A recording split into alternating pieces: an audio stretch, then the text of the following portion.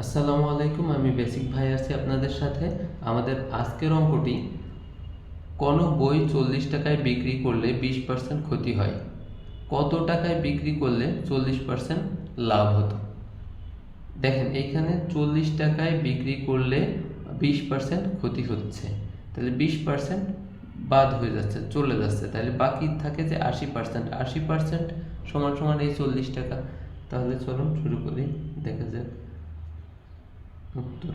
আমি যেটা বললাম যে 80% সমান সমান 40 টাকা, তাহলে 80% ইকুয়াল 40 টাকা। দেখেন আবার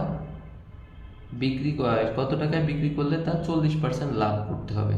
দেখেন 40% লাভ করা মানে কি, বিক্রি করতে হবে 140%-এ।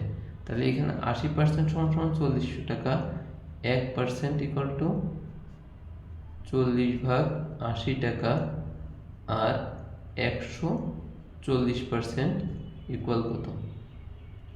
40 গুণ 140/80,